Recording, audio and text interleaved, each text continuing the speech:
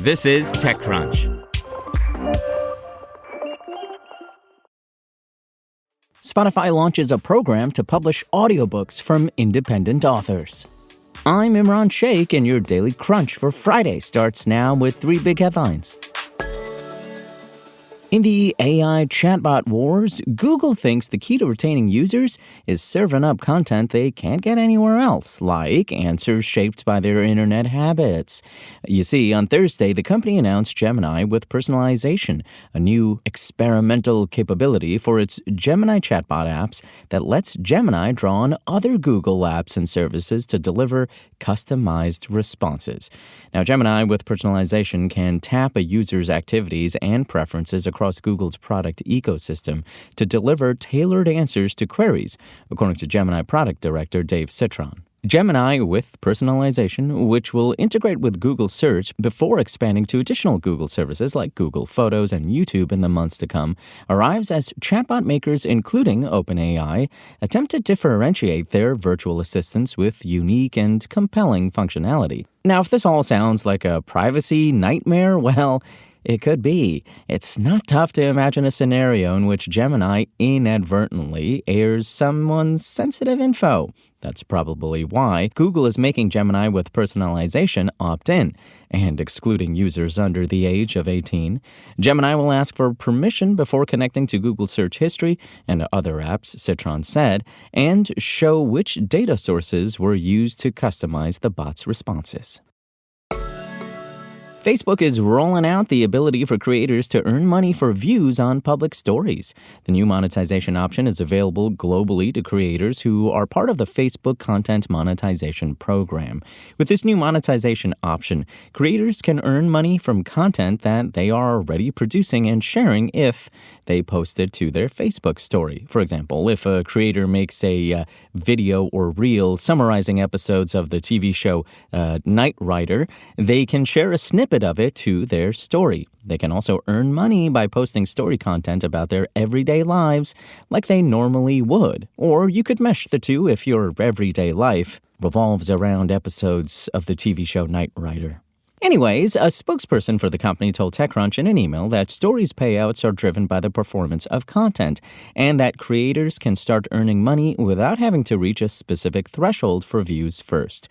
By bringing monetization to Stories, Facebook's giving creators an additional revenue stream as a way to encourage more content creation on the platform. The launch comes as Meta has been luring TikTok creators over to Facebook and Instagram with the promise of cash bonuses, content deals, and support to grow their communities. Creators who are part of the Facebook Content Monetization Program and have turned on content monetization don't need to do anything else to activate story monetization. Now, Facebook launched the Content Monetization Program last year to merge its in-stream ads, ads on Reels, and performance bonus programs all into one.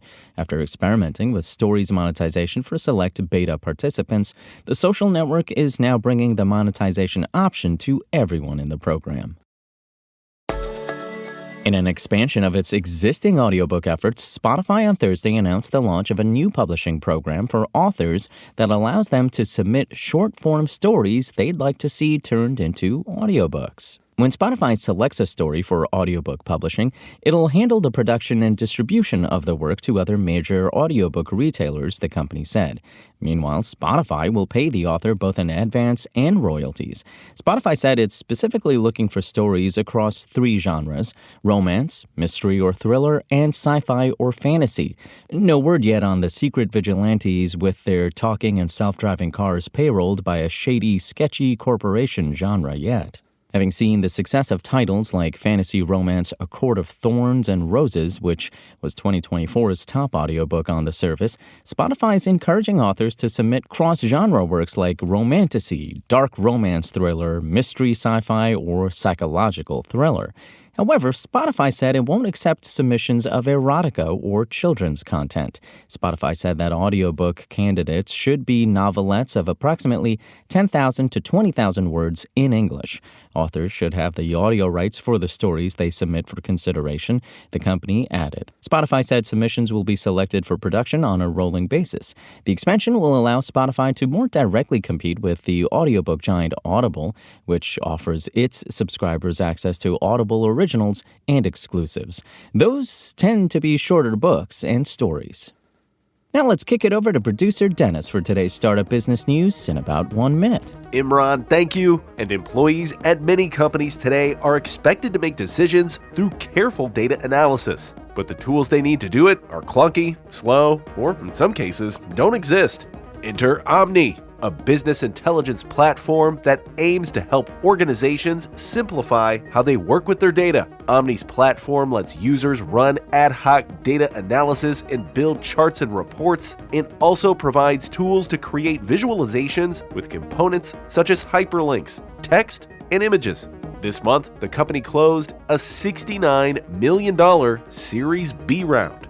And Elliot Wolf, the executive producer and son of Law & Order creator Dick Wolf, is entering a new venture aimed at engaging true crime fans. He, along with co-founders, are developing Wolf Games, a new startup that leverages AI to generate daily murder mystery games. Wolf Games' flagship title is called Public Eye and capitalizes on the growing interest among true crime enthusiasts who often love to play detective. And that'll do it for me.